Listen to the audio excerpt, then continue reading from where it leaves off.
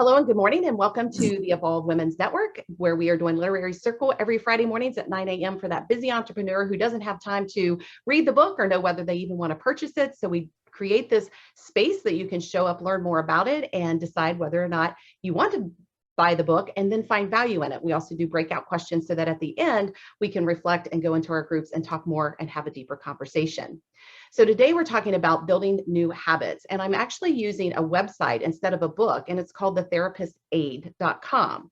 And there's a lot of resources there that will allow you to search different topics, and they have handouts and forms and activities that you can do on that site. So because we were talking about habits in this month, I wanted to just go ahead and use some of their resources so that we could learn just a little bit more and implement and practice our habit building. There we go.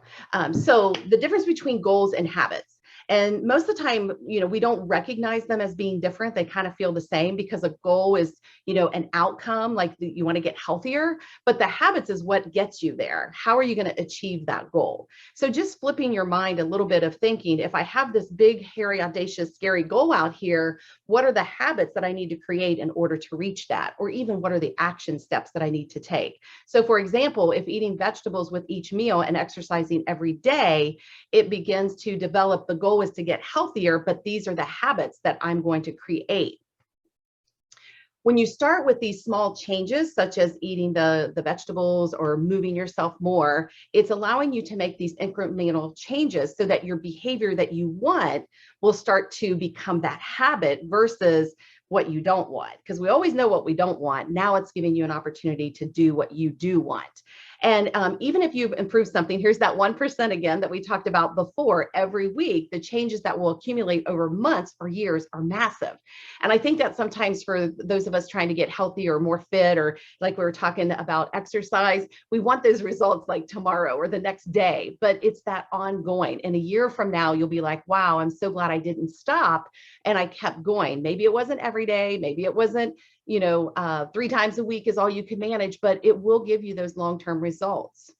Another key way when you're working with your goals and your habits, mainly your habits, is how are you going to update your environment? Because our environment sometimes will cause triggers and cues to come into play where we think, like when you walk in the kitchen, maybe you automatically go to the refrigerator. So we've got to learn to adapt to that new environment, that new surrounding. Maybe you put a sign on your refrigerator that says kitchen is closed to allow you to not go into the refrigerator. But even people that have habits that are, maybe you take a walk after dinner, or maybe you smoke a cigarette after dinner, whatever those habits were that you created, you brush your teeth in the morning, it's what's your environment going to set you up for.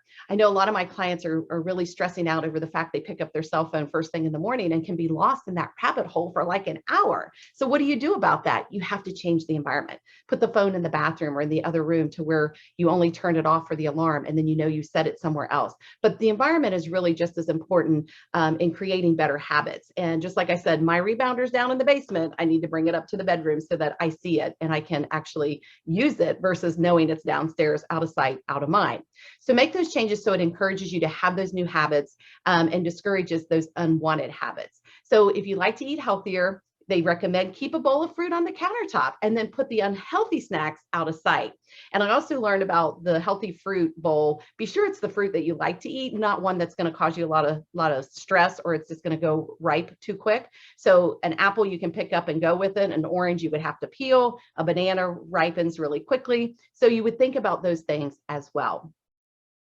Then this is what the activity is that we're going to do with this, because I thought this was really helpful. The new habits to other activities. So if I make a plan to use this format and they suggest after what, I will do something. So for example, after each of my meals, I will read for 5 minutes, or you could take a walk for 5 minutes, or something that you want to start creating as a new habit, because you eat your meals every day. So what could you do after that in order to fulfill or start creating a new habit? This is a simple way to remember your habit each day and encourage that consistency. So we're really setting a cue. Oh, I just ate breakfast. I need to read for 5 minutes. Oh, I just ate lunch. I need to read for 5 minutes. So it just becomes, instead of needing to do it, it's like I ate, I read, I eat, I walk, like whatever that is that you set up. So that was the first part of it. So some practice is better than no practice, and that's these baby steps. Kim mentioned she did 5 minutes and now she's up to 30 minutes. Some days, like I said, we can go 5 days a week, maybe it's only 2, but keep those small practices as a reward, as a celebration, I should say. Because even if you don't have a lot of time or energy to do something toward building your habit, it's that little micro shift that's going to make all the difference. So don't throw out the whole plan or the goal or the strategy. Just reset your sails and begin again, because you always get an opportunity to start over. If you're too tired for a long walk, then only walk for 5 minutes. If you're too busy to read the whole chapter of a book or for 5 minutes, then just read 1 page. So see how it's setting you up to really start incorporating ways for you to be able to get your consistency with building your habits. And then tell someone you're starting the new habit. So this is a great community for us to do that, right? There's no judgment, there's no criticism, there's just support and encouragement. So when you're doing something, creating that accountability makes it a little more difficult, because now we're going to be tracking you, or we're going to ask you about it. And then also, once others know that you're working towards a goal, they will provide the encouragement and support, or it may help, like for me, encourage and support me as well. The other key thing about habits is track them. You want to be sure that you're tracking your habits in some way. Keep a journal or a calendar or some sort of a spreadsheet to keep record of your practice.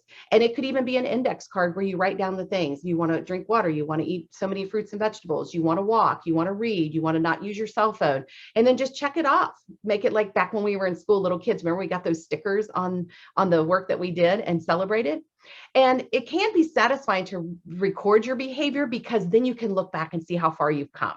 I know it's kind of like when you read your journals and you're like, oh, wow, that was a year ago, and that's how I was thinking or feeling. And maybe a year later, you're still thinking and feeling that way. Or you recall something that you forgot about. So that's what tracking is going to help you to do. It's not to discourage you, it's to help remind you how far you've come. And then plus, it can be motivating to keep it kind of like a streak alive, like, oh my gosh, I did this for 10 days in a row. And if you have a calendar, with check marks or stickers, find that inner child again and play with those so that you can really create these solid habits. So when you're creating your successes, healthy habits tend to have long-term benefits that take time to kick in.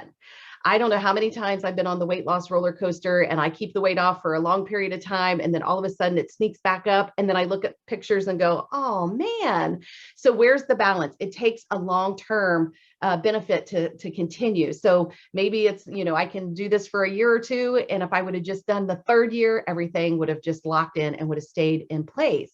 But can't beat ourselves up for it. We just know each day we get to start new. And then while you're waiting for these, waiting for the long-term goals to take in, give yourself those small rewards. And this is the second part of it. So in addition to saying, after I eat, I'm going to walk for 5 minutes, then I'm going to start setting some smaller rewards so that it motivates and sustains that. Just make sure you don't contradict your goals. So here's the habit plan. This is where the worksheet can be found, but I went ahead and broke it down into this PowerPoint. But we're talking about developing a new healthy habit, how important it is. And then an example would be a goal to improve your health, that you can't achieve it without habits such as eating healthy or exercise. And it's actually creating a better way for you to connect with your new habits to existing habits. So an existing habit is brushing your teeth, taking, personal hygiene, eating your meals. So take those new habits to things that's already working for you. And so instead of planning to go for a walk later, plan to go for that walk right after dinner or every evening, or maybe after you brush your teeth. For me, maybe I do the rebounder for 5 minutes. Like, I'm already doing the one thing, so that will cue me to do the other thing. So it would look like this. After I do this habit, something I've already established, then I will do this new habit. Does that make sense? And then the reward part of it, this is the cool part, is you want to get yourself, so when you're successful, you get to treat yourself with a small reward. And these shouldn't contradict your habits. So a big dessert for eating a healthy meal is going to contradict you eating the healthy meal. So you should do something that you could do regularly, even if it's just a small reward to reinforce new habits. So after I do the new habit, so I ate my meal, I took a 5-minute walk, and that's my new habit, the 5 minutes. So now after that 5-minute walk, I want to reward myself. So what would that look like? So for example, after I brush my teeth at night, I will do 10 push-ups. Okay, that's the new habit because I already brushed my teeth. And then after I do the 10 push-ups, I will relax for 30 minutes. What does the relaxation look like? You could set something with that, but you don't want it to be that you relax for 30 minutes while you're eating ice cream. You don't want to add that to it. The other thing is maybe after you get, and this was one of their examples, when you get on the bus to work, I will practice deep breathing for 10 minutes. So let's say when you get in your car, you will practice deep breathing for 10 minutes. And then the practice of deep breathing is then I'll turn the radio on and listen to music or listen to a podcast or something like that. So does that make sense how we're taking the existing habit, adding in a new habit, and then from that new habit, we're going to celebrate with a reward. So that's what our activity is going to be when we break out in our groups. We're going to connect to your new habit to an existing habit, and then how can you reward this new habit in exchange for that? So we'll go into the breakout